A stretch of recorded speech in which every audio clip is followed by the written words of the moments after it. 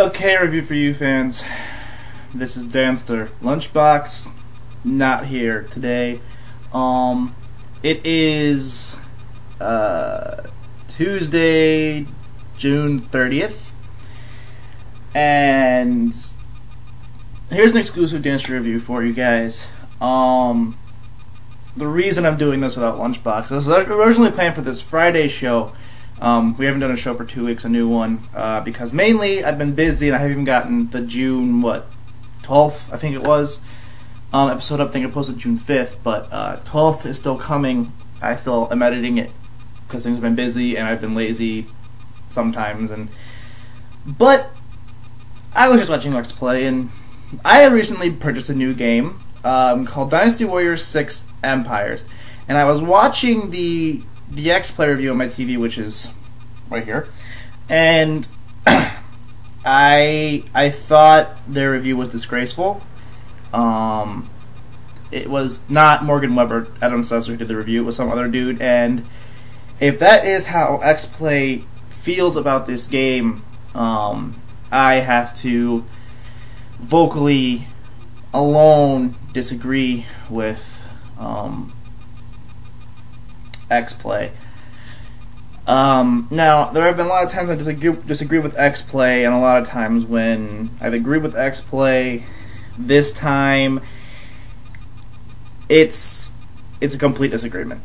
They say, after I just watched it and doing this so it's fresh in my head now, we'll get Lunchbox's opinion on it Friday, but like I said, this is originally supposed to be a mutual review on Friday, but after I saw this, I had to say my 2 cents before I forgot what I wanted to say.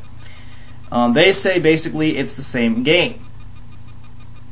Okay, that's fine. But I'm going to stick up for this game a little bit.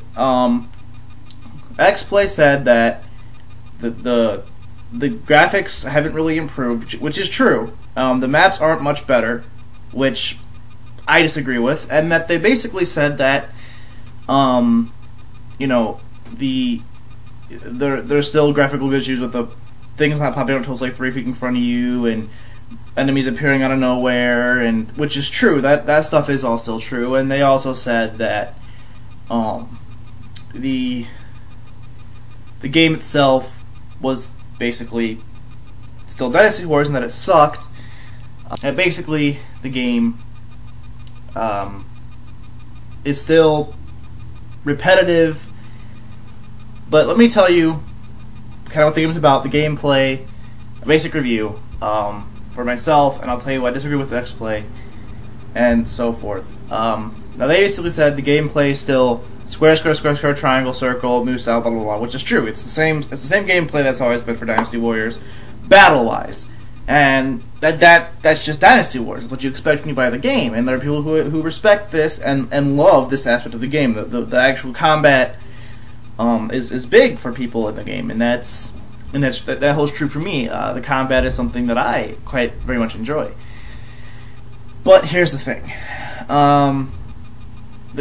They said that basically you start.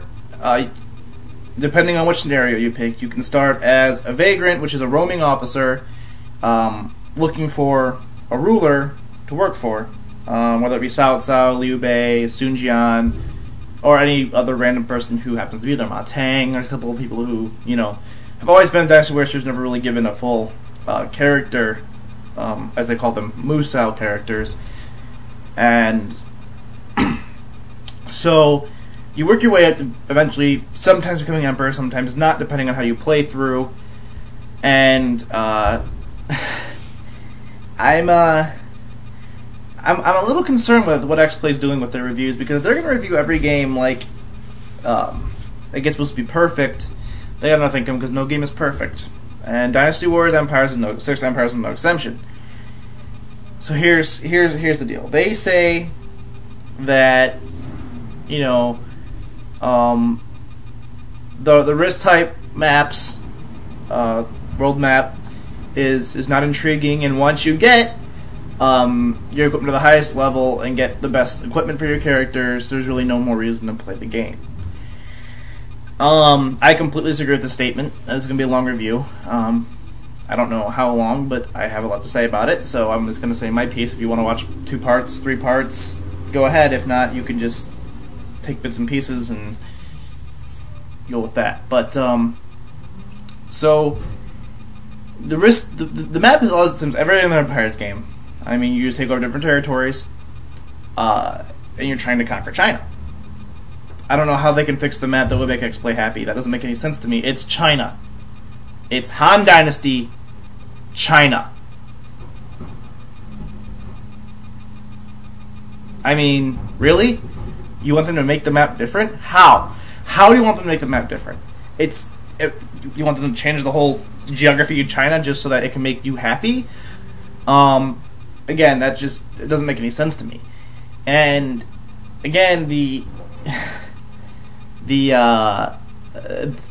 now they say that you can also do mercenary missions and missions that you're given to you by your ruler if you're a vagrant. They say they're repetitive. Well, they are repetitive, but there's so many of them.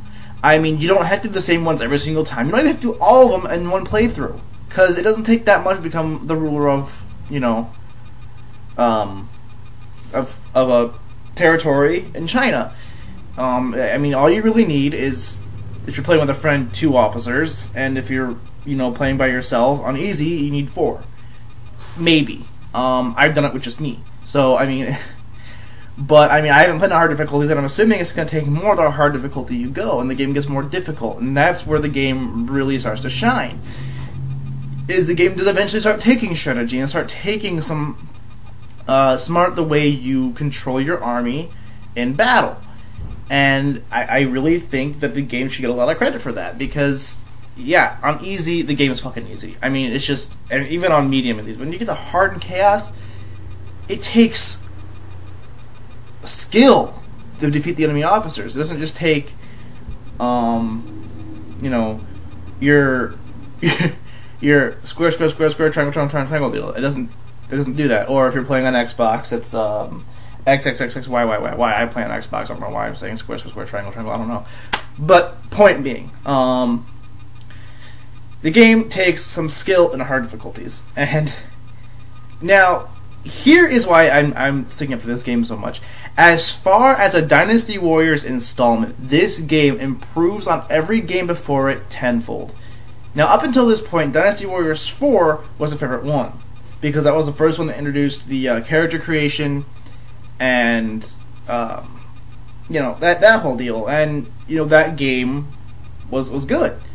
And ever since then, it's basically been, as they reviewed it, the same exact game.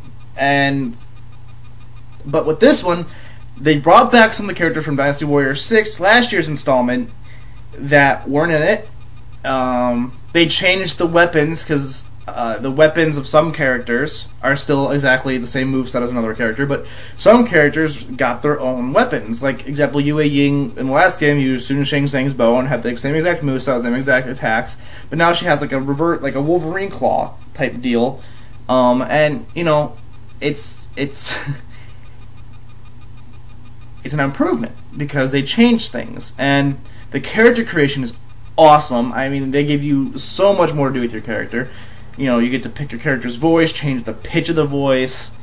You know, you get to pick, you know, a certain ability this character gets to have. And you get to have 4 abilities in a battle, and you get to pick, you know, what type of character they are: offense, defense, quick. There's even called underachiever, which I think is hilarious.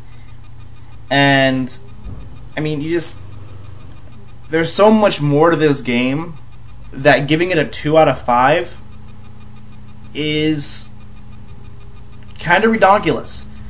I mean, they put so much in this game for Koi and Omega Force. They put so much into this game, a lot in this game, over the past year. And sure, they could have done more with it. And there's still a lot of minor problems with the game, some major, but there's a lot of minor problems with the game that are recurring throughout the series.